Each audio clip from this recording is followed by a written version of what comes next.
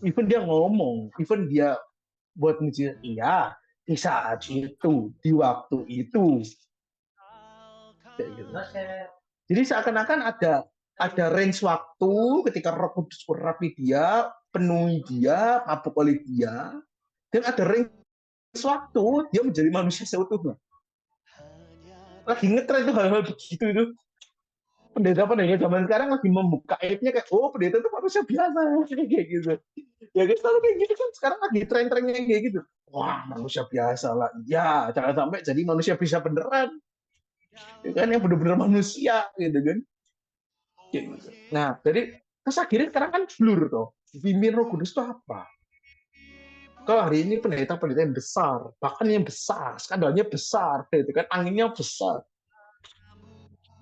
gitu kan, bukan di fitnah ya, kayak gitu. Kita skandalnya macam-macam, kayak gitu. Nah terus sebagai community, kayak gitu. Nah apa dipimpin Roh Kudus sekarang?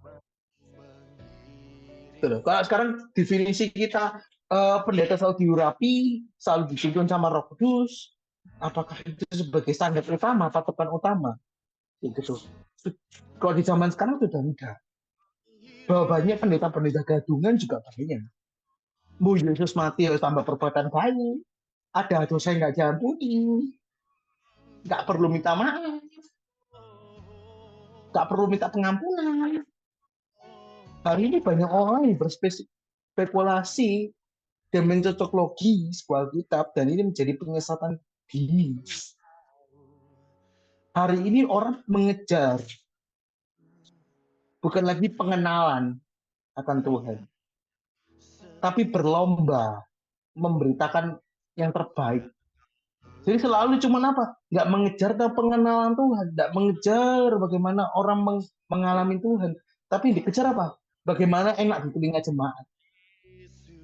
Bagaimana lihat orang-orang kalau misalnya kita sudah terlalu enak, kita kerasin dikit, mereka kan ngamuk. Itu selalu di mana-mana dan aku juga nemu hal itu sering malah dari zaman aku pertama kali sharing bahkan. Dan ya aku lumayan terkenal keras dulu kalau di zaman, kalau kalian belum tahu ya, zaman-zaman awal. Mungkin kalian tanya beberapa orang yang segelintir orang yang ada di sini, gitu. Kalau admin-admin lain dulu itu kayak, ya kita harus berdoa, ya jangan lupa. Dulu aku berdoa juga doa Yesus gitu. Tapi kalau udah giliran Kamis itu Denny Sastro di situ, boy itu sepi deh, gitu ya, gitu kan. Lalu ngomongnya apa? Jangan begini nih, jangan gini. Wih, langsung kegocek hari ini, langsung tertusuk gitu. Nah, jadi maksudnya bahwa karena sekarang juga lagi lazim di mana motivator ada di dalam gereja. Gitu loh.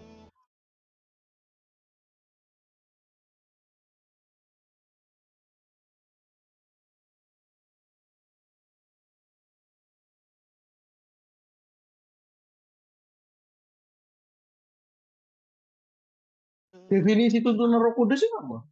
Bukan Roh Kudus hanya hadir di sisimu, tapi Roh Kudus memberikan jalan, tuntunan, langkah, gitu.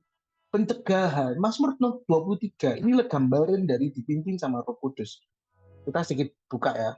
Kita lihat dulu sifat gembala seperti apa. Oke, Mazmur 23, kita bukan ini, tapi aku ingin kasih tahu kepada kalian, apa sih tugasnya dan apa yang akan dia kerjakan. Mazmur 23 ayat 1, tidak apa-apa. Tidak apa-apa. Ya, gitulah. Namanya. Tuh. Mazmur 23 ayat. Nah, Mazmur 23 ayat yang pertama. Mazmur tahu Tuhan adalah gembalaku, takkan kekurangan aku. Dia membaringkan aku di padang rumput yang hijau. Itu ngomong tentang bagaimana dia memberikan makanan, dia memberikan ketenangan, dia memberikan sesuatu refresh, sesuatu yang kayak menyenangkan gitu, menghibur gitu. Itu pertama ya, menyenangkan, menghibur, kita tahu. Membimbing kayak gitu. Salah. Menenangkan, terus bagaimana dia menuntun. Salah ngomong. Tahu takut. Ya, jadi salah ngomong ya. Jadi bagaimana dia membandingkan itu ngomong tentang bagaimana dia menggiring ke tempat yang kita suka, yang memang kita nyaman, gitu kan, yang makanan, gitu. Karena padang rumput yang hijau itu kesukaan domba. Kayak gitu. Oke, dia membimbing aku ke air tenang. Nah, ini yang kedua bahwa gembala akan membimbing orang ke air yang tenang, selalu menuju ke air tenang. Itu definisi air tenang itu sebenarnya kayak gini. Apa ya? Bukan air yang benar-benar literally kayak apa, tapi yang tetap silent, hening, kayak gitu. Yang menuju ke satu penyelesaian masalah, kayak gitu. Yang dia kita itu tenang, kayak gitu. Kita keluar exit dan kita kan kayak di pantai yang aku ini, di pantai yang ini, jadi kita sudah duduk-duduk tenang, kayak gitu, kayak gitu. Nah, jadi selain itu, yang menuntun aku ke jalan yang benar, dia akan membimbing ke arah yang Tuhan mau. Halo, anjingnya lucu sekali. Eric Sip, Eric Sip, nurut loh. Nah, bercanda ya.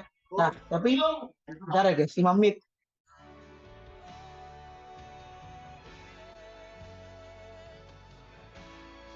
Eric Sip. Oke, kita iklan dulu. Kita highlight. Nah, kasih anjingmu, kasih anjingmu. Aku lihat, lihat kamu, lihat anjingmu. Aku lihat anjingmu. Sebentar, sebentar. Udah. Puro, lihat mereka. Kalau kamu kan anjing, nah kalau mereka tuh domba gitu. Lihat mereka. Ayo Nah, sayang. di situ saudara namanya Eric. Nah, ini yang ini nih, Erik nih. Nah, kalau Feli itu herder soalnya. Kita spesies. Terus saya mau lanjut. Oke, yuk kita kembali lagi. Nah, jadi iklan. Nah, jadi um, nah, jadi dia menuntun itu ke jalan yang benar. Berarti maksudnya petnya adalah dia membawa kita semakin lebih baik, semakin lebih mengenal Tuhan, semakin lebih tahu apa kebenaran itu. Dia menunjukkan kebenaran itu. Dia mau menuntun kita ke kebenaran, ke terang. Nah, makanya dibilang gini, ayat 4. Sekalipun aku berjalan dalam ombak kelaman, enggak takut bahaya, sebab engkau besertaku, gadamu dan tongkatmu itulah menghibur aku. Kata gada dan tongkat dan menghibur itu sebenarnya karena gini, kita dikepuk. Sebenarnya itu sebenarnya katanya itu lebih kan dikepuk, kayak kita dikepuk gitu. Kita kembali ke kita diseret. Kalian tahu ya, gembala itu pakai tongkat itu diseret lehernya, dipaksa. Kita ngerasa nggak nyaman, kita ngerasa nggak enak, kita ngerasa sakit, kita ngerasa tidak terhormat, kita ngerasa ego kita mati gitu kan. Maka justru di sini kita bilang, oh itulah yang menghibur aku. Karena apa? Karena dombanya melihat yang jauh di sana, tapi tidak lihat di bawah di sana gitu. Kita nggak tahu di bawah kita jurang. Kita nggak tahu ternyata itu ada jurang pemisahnya, kayak gitu. Nah, dari situlah akhirnya ketika kita melewati semuanya, kita bisa mendapat semuanya, ayat 5 dan 6. Nah, inilah dasar dari bagaimana Tuhan membimbing. Salah satu dasar. Bagaimana cara Tuhan membimbing Daud, menenangkan Daud. Dia teringat lagi dengan bagaimana Tuhan apa namanya membimbing kita. Nah, sama bahwa Roh Kudus diutus, tanda kutip diutus untuk menjadi penolong, parakletos. Ya, itu. Tujuannya hanya cuma satu. Ada banyak, salah satunya adalah menjadi penolong. Penolong apa? Salah satunya mengingatkan apa yang nggak pernah kita dengar dari Tuhan, atau bahkan yang pernah Tuhan ngomong gitu. Nah, semua yang aku jelaskan tadi itu kan dikerjakan oleh Roh Kudus.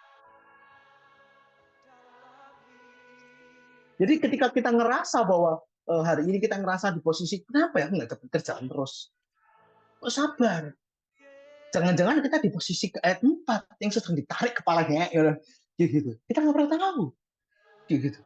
Ngeplay sini gagal, ngeplay sini gagal, ngeplay sini gagal. Jangan lupa dengerin podcast yang makanya. Kita kalau juga bahas ini, bahwa kadang kita ngeplay sini gagal, ngeplay sini gagal, ngeplay situ gagal. Atau kerja ini gagal, kerja itu gagal. Ujian ini gagal, ujian ini gagal. Sabar. Mungkin Tuhan lagi sedang menuntun atau memang kesalahan kita sendiri, kan? Gitu.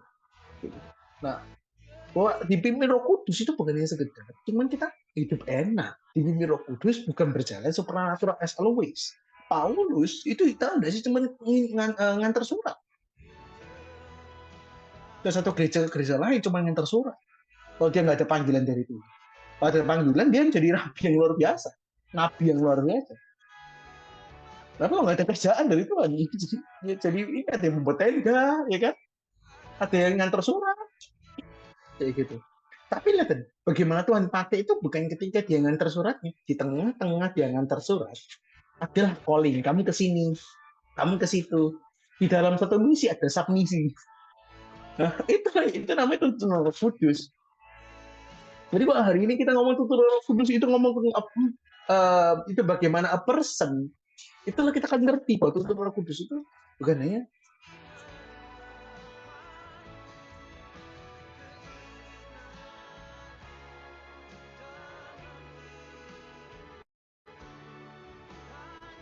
tampilkan mukamu ya.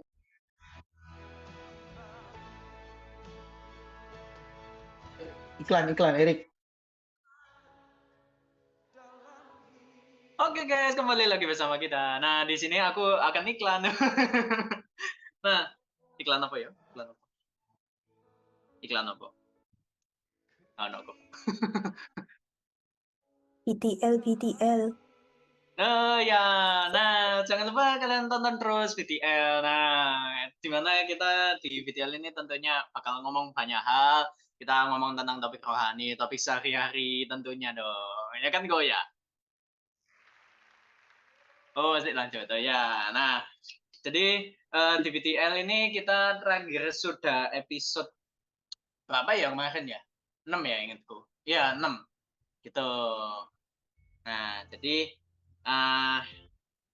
kalian terus tonton, kalian dengerin, karena di dalam podcast itu enggak cuma sekedar ngobrol-ngobrol santai, tapi di podcast itu kita tentunya ada value yang berat juga ada. Terus juga kita ada ngobrol-ngobrol santai yang tentunya bisa relate dengan kehidupan kalian.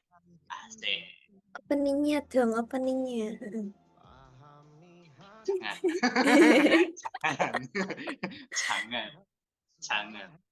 Jangan. Izin aku. Izin aku. Openingku random soalnya. Izin.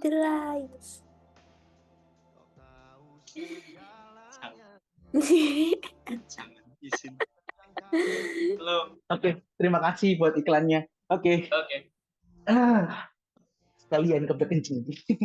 Oke, nah tapi kembali lagi ya Pak, itu tuh Roh Kudus itu bukan ngomong tentang diikuti oleh kuasa. Nah, seringkali orang pemikiran salah, ada satu pemikiran lain bahwa dipimpin Roh Kudus artinya ada dipimpin oleh kuasa. Sehingga orang berpikir bahwa oh berarti orang tertentu doang dipimpin Roh Kudus. Salah. Dipimpin Roh Kudus itu artinya kita dipimpin, dibimbing, diarahkan, dikasih tahu, diamui, diomeli, ditegur, disakiti oleh orang yang namanya pribadi Roh Kudus yang penuh dengan kuasa. Sehingga langkah kita yang penuh kuasa, bukan kita. Setiap langkah kita lah yang berdampak, bukan karena hanya kita. Karena ada pribadi. Jadi seringkali orang pusing. Ya, coba kalian lihat hingga detik ini perdebatan, kebingungan dari semua orang. Kalau kalian tanya apa yang karismatik punya, coba satu, apa? Mendengarkan suara Tuhan itu ya apa caranya? Itu pasti nggak akan habis pertanyaan itu. Itu nggak lekang oleh zaman dari awal kegerakan tahun 90-an sampai sekarang masih ada pertanyaan itu. Dan nggak ada yang bisa menjawabnya secara spesifik kan. Hari ini pertanyaan yang sebenarnya pertanyaan yang paling aneh, tapi pertanyaan sangat umum tapi aneh. Karena gini, bagaimana cara aku mendengarkan suara Erik gitu. Iya, apa caranya coba? Iya, apa caranya mendengarkan suara Erik? Ya aku juga bingung jelasin ya.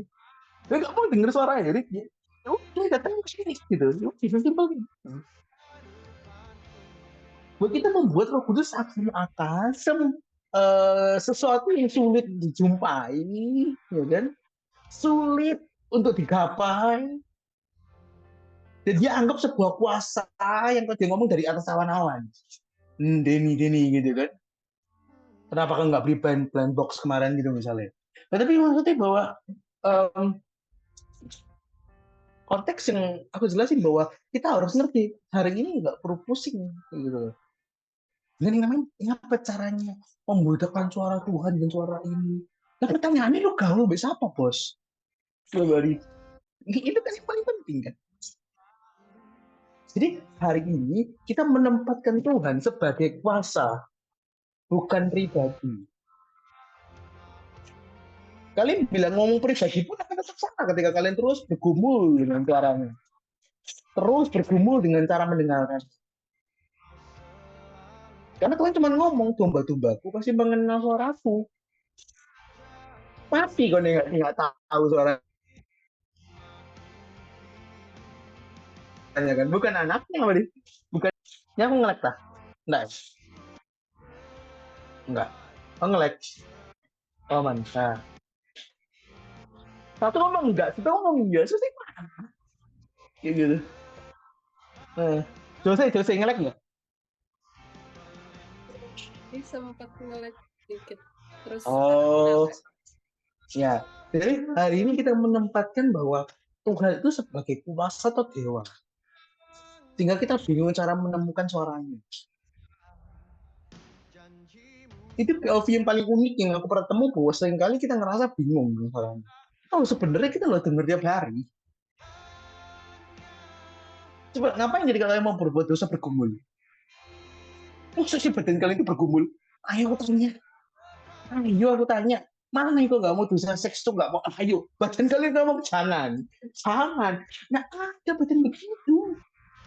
Siapa jiwa nih kalian? Jiwa kalian tuh, aku dukung dari belakang, gitu kan? Aku mau mandu soraknya, gitu. Badan kalian ngomong apa?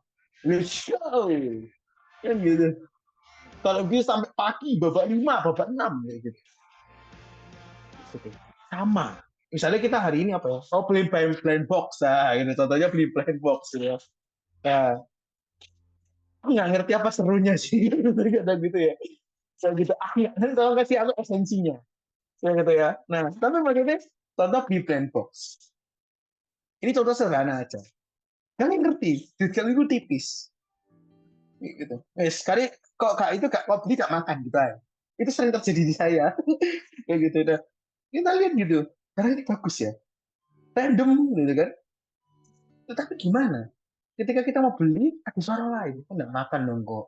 Kamu nggak makan dong nanti. Masa itu dari pasien kalian? Ayo. Aku tanya kayak gitu. Saya ini tanya, Bob itu cuma kan suara itu keluar hanya 10% dari badan kalian. Apa? Bentar. Iklan.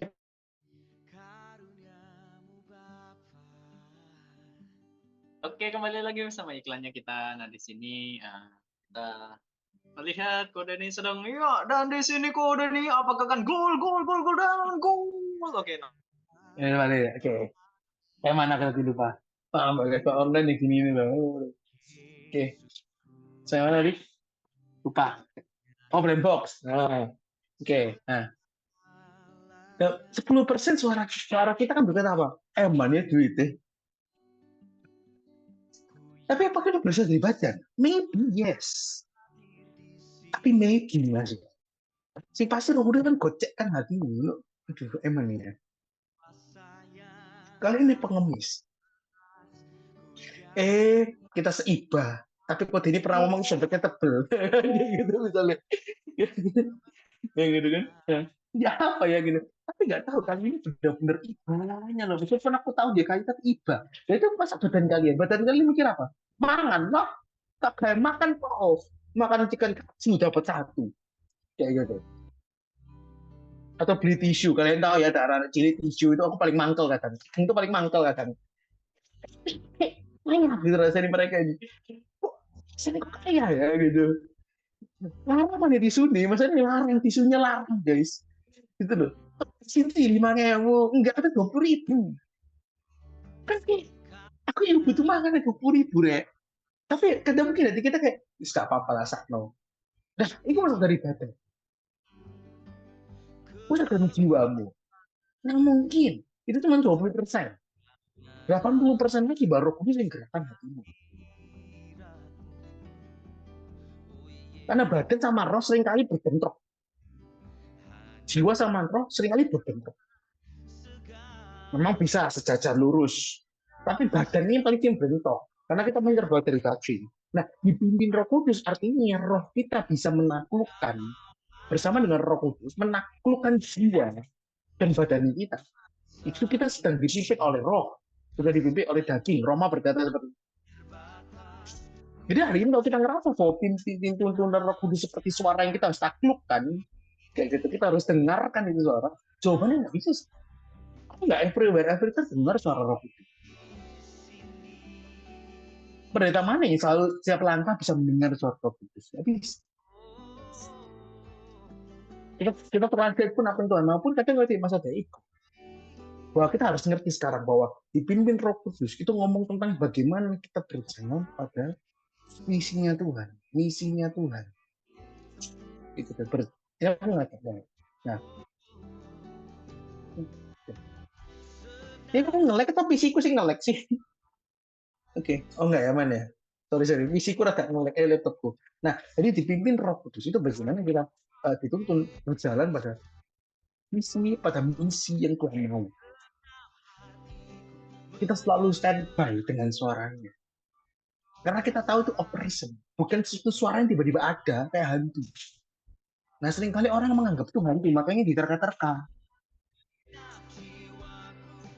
Mereka merasa bahwa iya pribadi itu, Roh Kudus itu pribadi. Tapi mana pribadinya Roh Kudus sedang ditekan? Kita baca satu cerita yang sangat sering kalian dengar.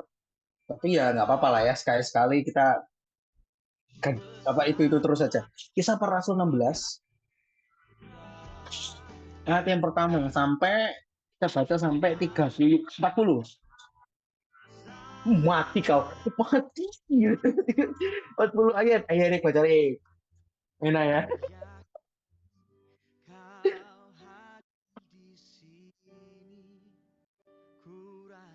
Ya. Oke, judulnya Timotius turut serta dengan Paulus. Paulus datang juga ke Derbe dan ke Listra. Di situ ada seorang murid bernama Timotius. Ya, bertemu dulu. Nah, jadi Paulus itu di sini ketemu cinlok sama anak raninya, gitu kan? Nah, dia ketemu cinlok sama anak raninya. Iya, pandangan pertama. Nah, itu versi 4 gitu kan? Nah, itu kan dia Paulus udah ketemu dengan Timotius. Ya saja ya. Oke. Ibunya paling shock banget ya. Ibunya adalah seorang Yahudi telah menjadi percaya. Gitu ya, sedangkan ayahnya seorang Yunani. Timotius sudah dikenal baik oleh saudaranya di Listra di Iconium. Jadi sebenarnya Timotius ini anak yang dididik dengan baik-baik gitu. Dan Paulus mau supaya dia menyertai dalam perjalanannya. Ini sinok-sinoknya Paulus nih dengan Timotius gitu kan. Sinoknya bukan homo ya maksudnya ya, tolong. Nah, Paulus nyuruh menyunat gitu kan. Nah, karena orang-orang Yahudi di daerah itu sebab setiap orang tahu bahwa bapaknya adalah orang Yunani. Gitu. Lanjut, Trik. Ya. Dalam perjalanan keliling dari kota ke kota, Paulus dan Silas menyampaikan keputusan-keputusan yang diambil para rasul dan para penatua di Yerusalem dengan pesan supaya jemaat-jemaat menurutinya. Nah, jadi inilah pekerjaan dari kabutnya Paulus bahwa dia itu menyampaikan surat Batman kalau ada KIC itu masih nah atas thank you gitu. Atas Pat tolong ini nggak naik itu aku ngelek ya. Oh ngelek ya. Ya berarti oke, jadi bagaimana Paulus cuma nyampein surat, dia yang maksudnya hari ini nggak pakai egonya, siapa sih? Siapa yang mau nyampein surat? Cuma jadi kurir, gitu loh. Ibarat dia hari ini misalnya kayak gampang ini tahu ya, kayak kopi plus kok kerjanya hari-hari kurir, ya apa rasanya? Yang bisa KKR di Papua, di sini, di Jakarta, Surabaya sampai FA 26 gitu kan, lebih gitu. Jadi kurir tiap harinya. Kenapa rasanya? Ya, kalau dia nggak mungkin sih, memang kaya raya ya dia. Itu maksudnya Maksudnya kita belajar, maksudnya kita nggak menyinggung. Tapi justru ya kalau kalian pengen tahu gambarannya kayak gitu, sulit kan dipercaya kayak gitu. Atau ketua sinode kalian atau misalnya siapapun yang kalian kan itu tiba-tiba jadi kurir tiap hari itu kan aneh. Itu sesuatu apa ya? Ego yang ditekan. Dan dia kan fokusnya cuma apa jadi kehendak Tuhan bukan? Kayak gitu. Nah, akhirnya itulah pekerjaan setiap harinya. Demikianlah jemaat diteguhkan. Tapi tiap small thing seperti yang minggu lalu kita bilang, small things itu akan membawa revival besar. Demikianlah jemaat diteguhkan oleh dalam iman. Makin lama bertambah jumlahnya. Karena cuma itu. Ada surat-surat, dikuatkanlah, apalah. Dan ada apa namanya surat-surat yang di keputusan-keputusan dikasih ke mereka. Dulu nggak ada WA ya. Ada broadcast WA, mohon maaf. Gitu. Kayak kalau ada ya dia Paulus saya selfie gitu kan. Nah, tapi maksudnya bahwa udah sampai ini di foto dulu penerimanya gitu kan. Nah, tapi maksudnya bahwa kita harus ngerti bahwa kadang small things itu kan membawa revival seperti kemarin. Bahwa mereka melintasi tanah Frigiria. Jadi tujuan mereka untuk menyampaikan surat itu dulu. Tujuan utama mereka itu. Gitu kan. Nah, mereka melintasi tanah Frigiria dan tanah Galia karena enggak. Jadi apa namanya? Mereka melintasi tanah Frigia dan tanah Galatia.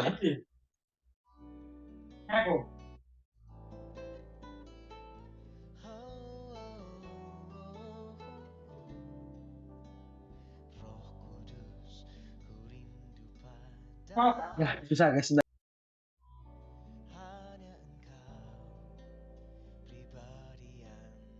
Oke, nah jadi karena dia dicegah kayak gitu. Karena jadi memang dia pingin juga. Jadi ketika dia melintasi, jadi dia kepingin gitu. Dia sekarang cukup sebenarnya juga pingin menginjil ke Asia, tapi dicegah. Itu pencegahan pertama ya. Dia pengen masuk ke Asia nggak boleh. Kayak gitu. Nah ini kita kan di posisi Paulus apa ngambek kan masih. Ini tak mau. Tanya lah pelayan-pelayan kayak gini sekarang. Ini tak mau. Tapi tuh nggak mau. Gimana dong? Kayak gitu. Ini kan, nah karena kalau dulu mencegah mereka dan setibanya di Misia, mereka mencoba masuk ke daerah ini tetapi Roh Yesus, jadi Roh Kudus karena Roh Yesus ya, jadi ada sebut. Ini bukan orang yang berbeda, makanya bagus ini ada dua kata ini bagus. Roh Yesus nggak mengizinkan mereka kedua kali, kok nggak porik yang lu bagus. Porik gitu, terus besok payah. Banyak orang bilang gini loh, motivasiku loh melayani. Nah, yang pertanyaan ini motivasi ini cara untuk kita apa namanya melayani Tuhan atau cuma untuk masuk pelayanan? Beda loh. Cara kita masuk ke pelayanan dengan motivasi, dengan berjalan dengan motivasi itu dua hal yang berbeda. Ini kalau hari ini kita cuma ngomong, ya aku pengen melayani Tuhan karena pengen lihat revival, ya untuk masuk pelayanan doang. Tapi apa buktinya? Ketika kamu tidak divisi ya, nggak tahu. Nemu banyak orang begitu. Dari dulu, dari aku kecil saya banyak cerita gitu. Termasuk aku juga gitu dulu. Ada berontak-berontak agaknya. Kayak gitu. Tapi ketika aku belajar nurut di kuliah, kayak gitu. Ketika aku belajar nurut di kuliah, di situlah aku paham. Dan Tuhan itu kadang-kadang menggocek-gocek kita dulu. Digocek sana, digocek sini, digocek sana. Di pelayanan ini kamu dibentuk ini, di pelayanan ini kamu dibentuk ini. Kadang nggak dipakai, kadang sedih. Aku juga kadang sedih, kenapa nggak dipanggil ya? Misalnya ngomong di sini, jadi pembicaraan di sini. Tapi Tuhan gocek ke arah lain ternyata. Ada yang sedang seperti minta tolong untuk digocek, dilayani salah ngomong. Nah, sama bahwa seringkali kita juga ketemu bahwa banyak orang yang melayani tapi tidak dipimpin oleh Roh Kudus. Karena pelayanan yang dipimpin sama Roh Kudus. Itu artinya terserah Roh Kudus. Dari situlah kuasa baru mengalir, tuntunan baru mengalir. Karena tuntunan itu artinya bahwa step by step. Tuntunan itu tentang bagaimana kita dibimbing. Tuntunan bukan tentang suara Tuhan. Suara Tuhan itu part. Salah ya, jangan salah kaprah. Akhir-akhir ini banyak salah kaprah. Tuntunan sama dengan suara enggak sama. Enggak sama, namanya sudah beda. Satunya suara sama namanya tuntunan. Kalau suara kamu di sana Tuhan masih sama bengok. Tapi lihat tuntunan nggak iso, nggak iso, susah, ya kan? Kayak gitu loh. Kalau kita mau denger masih bisa. Tapi kalau tuntunan itu as always harus di sebelah kanan kita atau di sebelah kiri kita. Kayak gitu loh. Jadi hari ini ketika kita kembali ke bagaimana hari ini kita kenal tentang tuntunan bukan tentang cuman kuasa suara Roh Kudus, bagaimana Roh Kudus buat mujizat, itu part dari tuntunan Tuhan. Hari ini aku kembalikan ke pengertian yang benar tentang Roh Kudus, dituntun sama Roh Kudus. Dituntun Roh Kudus adalah pribadi Roh Kudus yang membimbing kita, yang nyetirin kita kemana kita mau pergi. Dan dia yang berhak untuk menolak kita, menolak kita pelayanan di A, bergeser ke B, bergeser ke C. Tuhan mengizinkan A, Tuhan mengizinkan B. Dipimpin Roh Kudus ngomong tentang aku percaya pada kita. Aku nurut sama engkau. Itu namanya definisi dituntun, kan? Gampang, misalnya orang buta dituntun sama anak kecil gitu. Lu masuk cek ngatur, bos, kan nggak bisa, jadi dituntun. Jadi apa? Kita tidak berdaya. Sama buat ketika kita dituntun sama Roh Kudus, kita jangan buru-buru cuma pengen suaranya, jangan buru-buru mujizatnya, jangan buru-buru supernatural itu. Tapi make sure kedekatan kita hari ini bisa seperti Paulus, terlebih. Ini loh definisi dipimpin sama Roh Kudus. Salah satu. Bukan tentang mujizatnya sih, jangan. Lihat ketika ditolak, dia pinginnya apa sih? Gak enak loh. Ketika kita misalnya aku udah pengen nginjil di satu kampus terus dipindah kampus lain, yang lebih kecil mungkin. Gak enak loh. Ya kan? Kita mungkin dapat kampus yang mungkin tidak terhormat, misalnya kampus yang swasta besar diganti ke swasta kecil. Kita ngerasa aku udah sering berbicara kok jadi orang kecil ya, kampus kecil. Nah, ya kembali lagi bahwa motivasi kita apa? Kita pengen dipimpin sama Roh Kudus. Atau kita cuma ngomong bahwa Roh Kudus ada dan berusaha mimpin kita.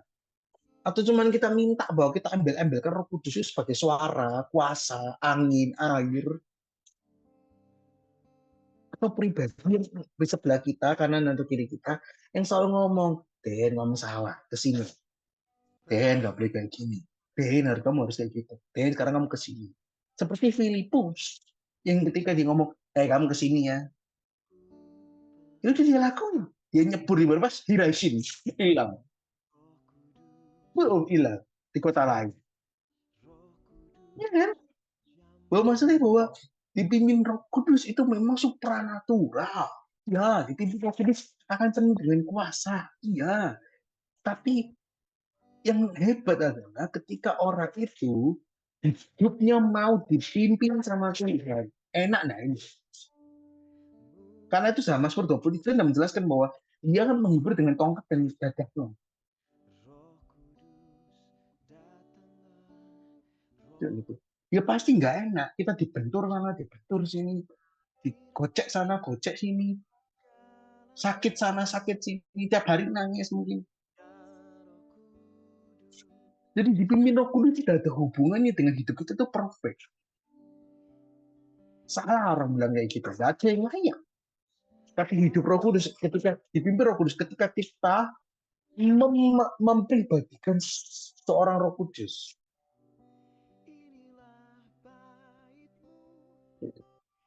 Di saat kita mengiyakan dia as a person.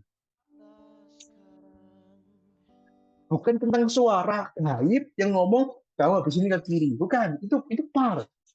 Tapi hari ini kembalikan ke definisi yang benar. Seperti hari ini teman yang sebelah kananmu, dia nggak akan membiarkan kamu jatuh. Dia akan ngomong, lu bisa hidup nggak daripada lu kayak gitu. Nah, kayak gitulah peran dari Roh Kudus. Peran dari Roh Kudus ketika apa? Ketika dia ngomong apa? Misalnya, kamu salah ya, kamu gini loh, kamu gitu. Itulah peran dari Roh Kudus. Bisa lewat orang lain maupun Tuhan sendiri yang ngomong. Jangan kalah, seringkali Roh Kudus bisa pakai orang terdekat pertama kali. Entah gembala, entah teman rohani. Orang-orang pertama itu yang namanya tuntunan Roh Kudus. Jadi tuntunan Roh Kudus itu harus supranatural. Tapi selalu memang berjalannya supranatural. Bekerjanya supranatural. Tapi enggak always kita lihat itu sesuatu yang supranatural dan meng-cut off yang natural. Ya, lanjut ya. Memang agak bosen nih. Tapi ya udah, ya gitu. Ini Roh Kudus tapi yang agak beda ya.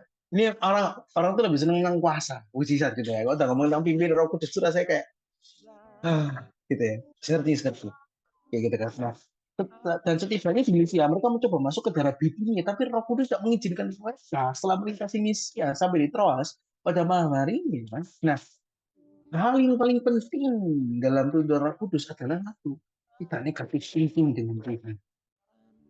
Tuntunan Roh Kudus itu nggak akan cepat. Namanya cepat Tuhan, bukan prinsip.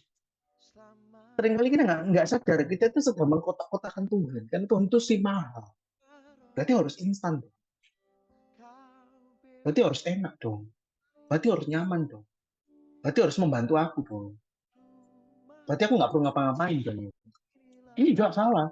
Justru tuntunan Roh Kudus akan membentuk kalian sedemikian rupa. Sehingga ketika Tuhan panggil kalian siap. Itu namanya pimpinan Roh Kudus. Tapi kalau kita berjalan dalam tuntunannya satu irama, satu frekuensi, jangan kaget dengan kuasa dan urapan dan tanda-tanda mujizat. Itu kita nggak usah pilih. Itulah efeknya. Jadi dipimpin Roh Kudus, efeknya adalah kita berjalan dengan kuasa, tanda-tanda heran, berkarya bersama dengan Tuhan. Makanya dengan motivasi apa? Aku sama menggandeng tangan Roh Kudus untuk kuncinya. Bahwa kita perlu gandeng tangannya pribadinya. Gak usah ngaku-ngaku dipimpin. Dipimpin itu bukan person yang penuh, terus jadi kita nggak ngapa-ngapain, salah.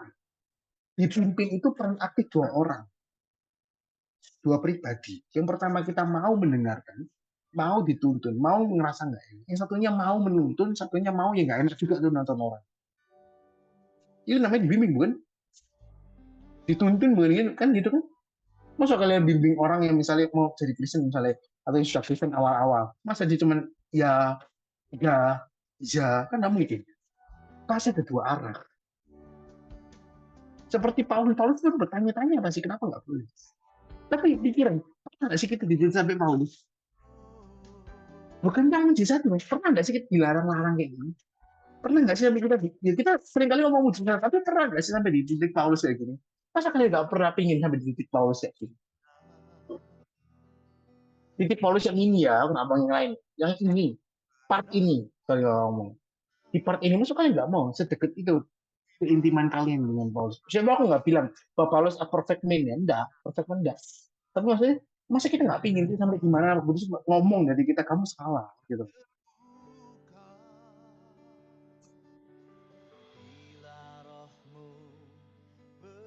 Pasti kalian nggak pingin di titik gimana Tuhan ngobrol banyak dengan kalian. Pasti kalian di titik nggak mau di mana benar-benar ada misi-misi kecil. Kita lihat misi ini pertama apa? Pengen nganter surat. Sekalian pengen nginjilin nggak boleh. Tapi jadinya apa? Ditolak 2 kali malah. Wah, sakit. Niatnya untuk Tuhan malah disakit oleh Tuhan. Salah nggak langsung. Tapi lihat, dia jadi pribadi luar biasa. Jadi dipimpin Roh Kudus itu bagian dari spiritual journey-nya. Dia yang menulis skenario spiritual journey kita.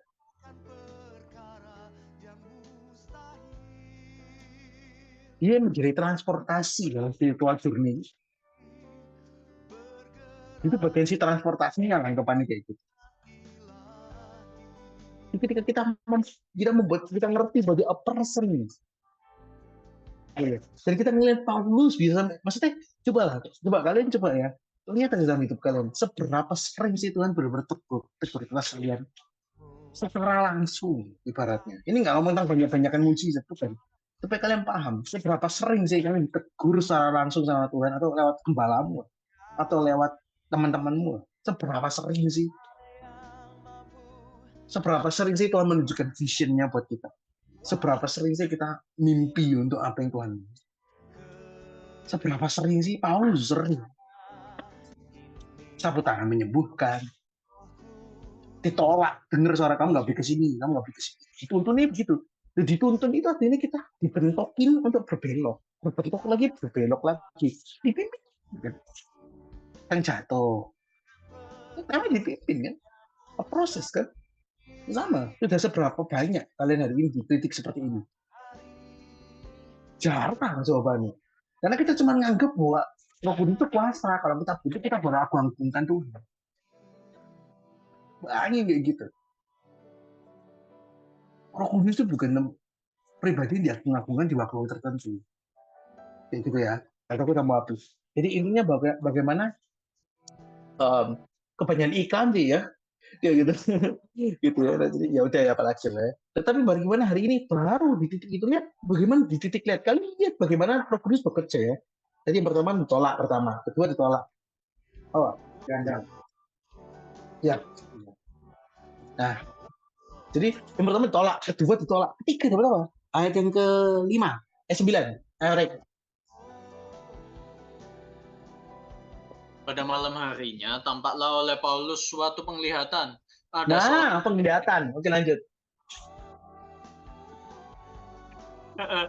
Ada seorang Makedonia berdiri di situ dan berseru kepadanya.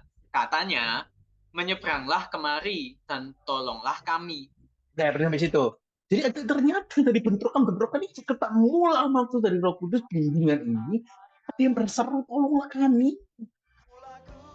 Ayat 10 ini menunjukkan bagaimana kedekatan Roh Kudus melekatnya hatinya Tuhan. Jadi kita ngerti ya sekarang dipimpin Roh Kudus itu ketika kita hatinya melekat dan hati Roh Kudus itu turun di hati kita. Oh kita bless hatinya Tuhan, jantungnya Tuhan cuma ngomong apa? Jiwa.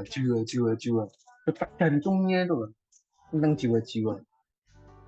Bukan cuma alasan untuk pelayanan atau kedok untuk melangkah.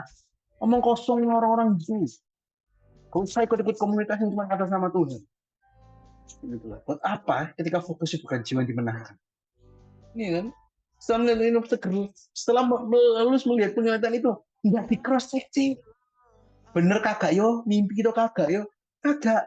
Itu seperti orang kayak daerah belum minum, itu mama ambil minum. Diambilin. Udah ngerti, pola pikirnya paham. Terus ngerti suara itu. Dia pusing nggak Paulus pokoknya. Tanya loh, segeralah kami mencari kesempatan. Which is maksudnya bahwa nggak segampang itu. Maksudnya dia cepet-cepet cari cara. Nggak berlama-lama, nggak nunggu besok, masih malam. Karena apa sih? Karena dari penglihatan itu kami menarik kesimpulan bahwa Allah memanggil kami untuk memberitakan Injil di sana. Itu loh. Ya apa cara connect? Itu bunyinya apa cara kita connect? Seperti kayak gitu loh. Itu definisi dipimpin sama Roh Kudus. Ya apa cara menjadi gitu? Bukan tentang pelayanan kita hebat, juga kita hebat, promosi kita hebat. Tapi pernah enggak Tuhan memanggil aku kayak gini?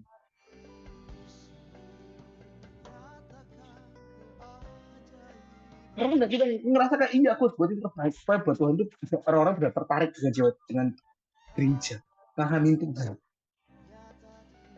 Ada satu video kesaksian kesembuhan di gerejaku yang ditonton oleh salah satu mbak-mbak lah ya, mbak RT, suster, baby sister gitu lupa. Dari video testimoni, ya kayak Victoria Report gitulah ya, gitu. Nangis, mbak perjama. Dari sebuah video testimoni. Yang berkali-kali aku juga nonton salah satu retret dari zamanku +1 2019. Aku juga selalu nangis lihat kegerakan itu. Nah, jadi maksudnya bahwa hari ini but the power is kekristenan kehilangan dasar dari kenapa Kristen itu ada di dunia ini. Gitu. Kekristenan kehilangan jati dirinya. Kenapa? Karena hanya berpikir perpuluhan, motivator. Kehilangan jati diri utama adalah amanat agung dari Tuhan itu sendiri. Entah versi Markus kah, versi Matius kah, mereka kehilangan semuanya. Bahwa orang cuma sibuk dengan pekerjaannya, tapi akankah kita pernah berpikir aku bakal ke sana karena aku menarik kesimpulan itu katanya nggak bisa diomongkan ketika kamu nggak pernah dipimpin sama Tuhan. Jadi dia nggak cari suara Tuhan, Dia nggak butuh tunggu secara ini benar atau kan. Dia nggak butuh mujizat dulu. Dia melihat karena sudah solid gitu loh.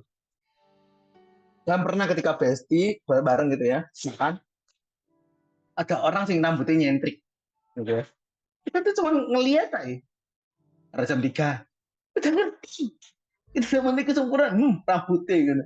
Kondet. Ambo.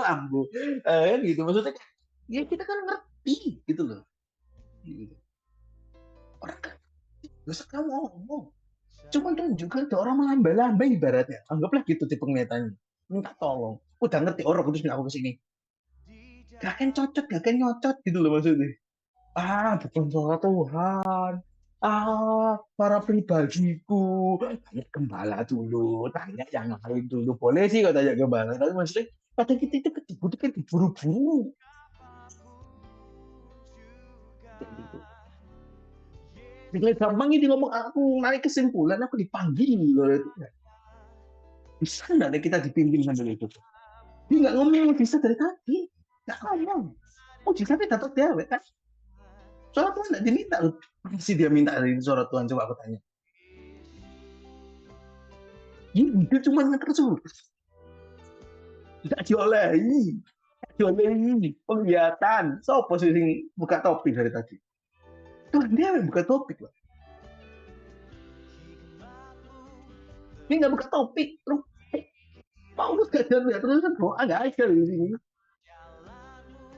Ibu dia selalu doa ya, tapi nggak ada tertulis di situ Paulus berdoa dengan nikmat dan menunggu sampai pai-pai. Tuhan kehendakmu apa? Tuhan kehendakmu apa? Ya itu baik. Yesus pun ngelakuin itu kok setiap hari. Maksudnya untuk dia berkomunikasi dengan Allah Bapa. Iya, tapi maksudku ada. Konteksnya cuma satu, bahwa Roh Kudus jadi selalu berbicara gitu. Kita dipimpin nantinya Tuhan akan terus ngerocos, Tuhan akan terus ngomong ini kalau gitu. Tapi seringkali kita berusaha, kenapa Tuhan nggak beli aku? Kenapa Tuhan nggak beli ini? Makanya nonton podcast BT aku episode berapa itu? Nah gitu. Kan kita nggak boleh gini. Kenapa Tuhan izinkan kayak gini? Kenapa Tuhan izinkan begitu? Ya udah menang, tetap mau menang dan ikut tonton. Kayak gitu. Dibimbing Roh Kudus itu gini. Thailand. Seperti Paulus, lihat mana dia ngomong apa sih dari sini, Pak? Kalau cek dari selama gitu aja nggak ngomong. Kalau ngomong kan pasti ngomong kayak gini nanti kan ayat 10. Yang silent, diam, cep. Even kalau saya ada kebingungan di hatinya, meskipun ada kesedihan di hatinya, dia kicep. Bukan dendam dari Tuhan, tapi dia tahu bahwa Tuhan sudah mereka lakukan yang baik buat dia. Tuhan have a plan. Ini plannya. Siapa orang yang bisa pikirannya sama mikir kayak gini? Ya. Kita nggak pernah dididik kayak gini. Yang kita inginkan adalah buat mujizat, tapi nggak pernah pikiran kayak gini. Ini dulu dilewati tahap. Gimana kita bisa plek sama roh. Plek dengan pimpinan Roh Kudus. Makanya aku bilang namanya tuntunan ilahi sebenarnya. Kayak gitu. Bagaimana kita hidup di dalam tuntunan ilahi ini? Karena itulah yang supranatural. Bukan tentang suaranya, bukan tentang mujizatnya. Itu benar. Tapi tuntunan ilahinya yang dahsyat. Karena kalau Tuhan udah ngomong buka gong gitu ya. Sekali aja Tuhan gong, misalnya Erik harus nyelamatin satu orang. Ini yang berusaha. Kaiso itu kedaulatan. Oke. Nah, lalu kami bertolak ke Troas dan langsung sama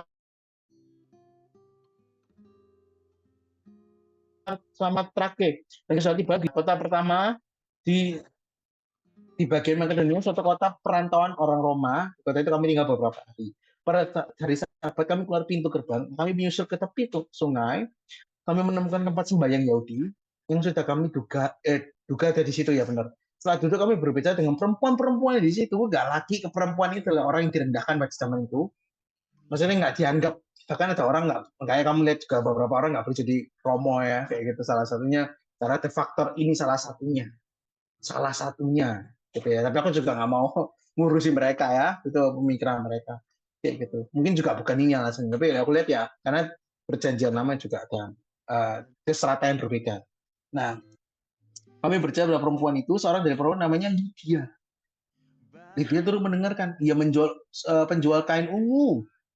Nah, Lydia ini, kalau kita belajar dengan Lydia, Lydia ini dia itu namanya ngambil dari nama kota asalnya, itu kota Lydia, gitu. Nah, Lydia ini menjadi orang nanti dia kan sebentar lupa. Nah, tapi kalau kita baca dulu, Tuhan membuka hatinya. Nah ini Tuhan membuka hatinya sehingga dia memperhatikan apa yang dikatakan Paulus. Sesudah dia dibaptis, nah dia dibaptis ini 50 Masehi. Setelah Masehi. Jadi setelah Masehi dan 50, nah tahun 50 ya dia jadi tobat gitu. Ya. Dan akhirnya saya dibaptis bersama dengan sisi rumahnya. Satu orang dibaptis, semua dibaptis. Gitu kan? Yang mengajak kami, katakan jika kamu berpendapat bahwa aku sungguh-sungguh percaya Tuhan, marilah kita menumpang rumahku. Yang mendesak sampai ke rumah-rumahnya. Jadi semuanya dari sini ke Filipi sebentar aja. Paling nggak bisa lu tinggal diem para nabi gitu kan. Sini dikit bertobatnya orang gitu kan. Mungkin gitu. Nah, tapi ya disinilah pertama kali dari perempuan Lydia inilah komsel pertama di Filipi terjadi. Dan dari sinilah gereja Filipi terjadi.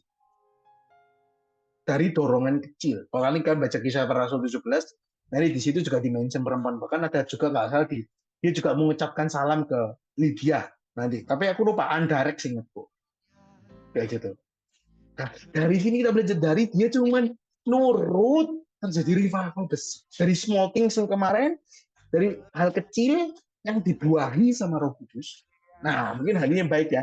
Ini hal kecil yang dibuahi sama Roh Kudus itu menjadi revival yang besar.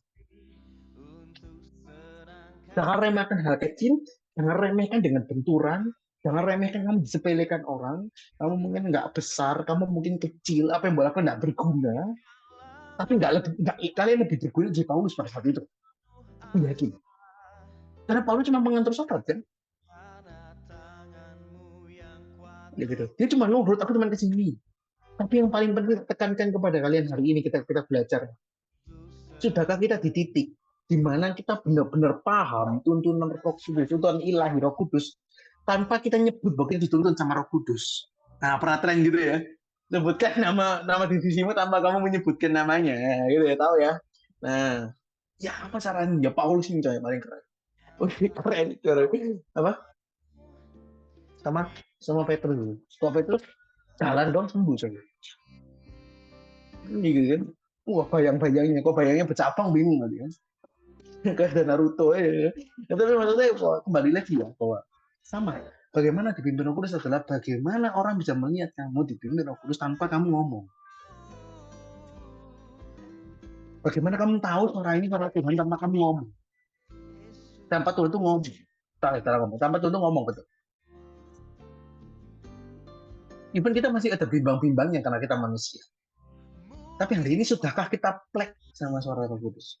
Kita plek dengan tuntunan ilahinya. Kalau kita pusing dengan suara-suara yang nggak jelas, pusing dengan omongan-omongan orang, pusing dengan luka-luka yang ada. Aku juga mengalami luka yang besar di minggu ini. Of course, itu yang paling terpuruk. Dalam sejarahku ya, itu yang paling sangat-sangat terpuruk. Tapi maksudnya bahwa apa buat Roh Kudus itu jauh lebih penting. Buat jiwa lebih penting bahwa sekarang pengenanmu harus berganti visi bahwa biar Roh Kudus mau aku di sini. Roh Kudus mau aku nih memenangi jiwa. Aku kalau minta Tuhan, hatimu apa? Ini waktu kita nggak cukup dari sampai sini. Dari Filipi, dari satu perempuan Lydia dan aku menobatkan Lydia ini orang yang taat, gitu ya. Dia sebenarnya jadi orang Yahudi yang taat sebenarnya. Gitu. Nah, dia ikut Sabat kayak gitu. Dia taat. Tapi ketika Tuhan bukakan hatinya, dia dijamah sama Tuhan. Hidupnya diubahkan. Dia menjadi pelopor komsel di Filipi dan akhirnya menjadi sebuah gereja. Gitu. Jadi bagaimana hari ini small things ditambah dengan tuntunan ilahi itu impact-nya sangat besar. Tapi sebelum daripada ngomong tentang mujizat, kesembuhan, pemulihan, kelepasan, bagaimana kita bawa orang? Sudahkah kita di titik di mana Roh Kudus benar-benar menjadi penuntun? Ojo ngaku-ngaku. Dituntun beneran, mati kon yop kok yop. Ya gitu. Ojo mau mati kok kon. Ya gitu. Oh, terus bisa napas gak sih kamu ini? Nah, tapi apa sih gini? Ini sudah nafas kamu. Oke. Nah, tapi kembali lagi bahwa itu ya, bahwa kembali lagi ke poin yang utama adalah bagaimana ini bukan tentang bagaimana tiga cara dituntun Roh Kudus tidak. dua cara mendengar suara Tuhan di hidup. Tapi apakah kalian pingin sampai di titik dituntun kayak Paulus? Ya mungkin bentrokan, ya mungkin gak enak, ya mungkin harus melewati banyak hal. Tapi kalian bisa lihat di setiap langkahnya kalian, dia cuma ke Filipina. Ngapain sih Filipina sih? Dia nggak ngerti apa. Kita izin revival terjadi. Kalian duduk di kafe, itu kepengen kafe ini. Ternyata kepengen kalian itu sesuai dengan kehendak Tuhan. Jadi aku udah bilang gini, kalau aku ajari kalian dalam berdoa kayak gini, ini bukan cara ya, ini salah satu tips saya. Aku juga belajar untuk ngomong seperti ini. Biarlah hasrat itu sama dengan hasratmu. Kayak gitu. Tapi jadi kerinduanmu tuh hasrat tuh. Sehingga kita bisa satu pingin sama Tuhan. Jadi even kita cuma mau aku pingin yuk ke kafe ini. Ya, jangan-jangan Tuhan lagi ngomong ke sini. Rasanya kok harus ngomong mbak orang itu? Ya, ngomong aja. Caranya cuma simpel. Cara kita benar-benar bisa mulai menumbuhkan hubungan kita dengan Roh Kudus adalah taat. Karena Roh Kudus roh misi. Siapa cara kalian deket ya dalam misi? Simpel kan ya? Sebenarnya simpelnya gitu aja. Tapi ketika kalian nggak bergerak ya Roh Kudus kalian nggak akan bisa mengenal pribadi Roh Kudus. Kayak gitu. Daripada pahit dengan ikut bergerak. Gitu loh. Sama dengan misalnya hari ini aku tutup dengan satu ilustrasi ya, jadi bahwa hari ini kita pengen bapak kita tuh seringkali kerja di luar kota, ya pasti kalian nemu lah beberapa papa-papa yang kerja di luar kota, pulangnya mungkin seminggu sekali, minggu sekali. Ya kan itu susah untuk deket bukan? Ya gitu. Tapi yang pacaran pengen deket, ya udah ikut aja. Sevisi semisi kan bapak kalian, ikut aja kemana, ke Bali, kemana. Itu kan jauh lebih, kita bisa lebih dapat kan kesekatannya. Sebenarnya sama kayak gitu. Jadi bahwa maksudnya kita harus bergerak, ikut bergerak seirama supaya kita semakin mengenal. Dah, kalau sudah mengenal, kita nggak perlu minta. Tuhan pun akan ngomong. Apalagi kita minta, apalagi kita rindu. Hari ini apa yang jadi kehendakmu? Hasratku. Tuhan akan dengan senang hati memberikan.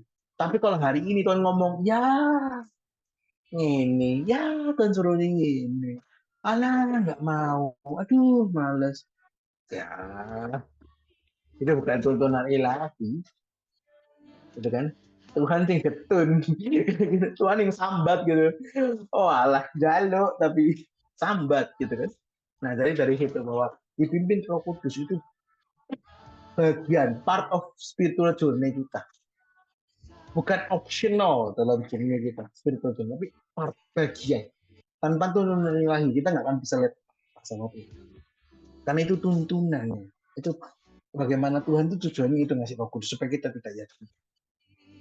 Jangan cuma ditutup dengan kuasa tuh omongan ke suara, panggil ke api ya.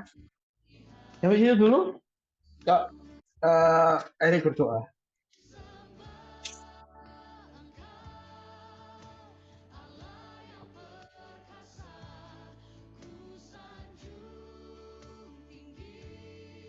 Ya, oke. Nah, kita tutup sharing hari ini dengan doa. Thank you Bapak, thank you Tuhan Yesus. Terima kasih atas firman-Mu Tuhan. Firman-Mu benar-benar bisa kami serap, bisa kami nantinya akan kami terapkan dalam kehidupan sehari-hari Tuhan.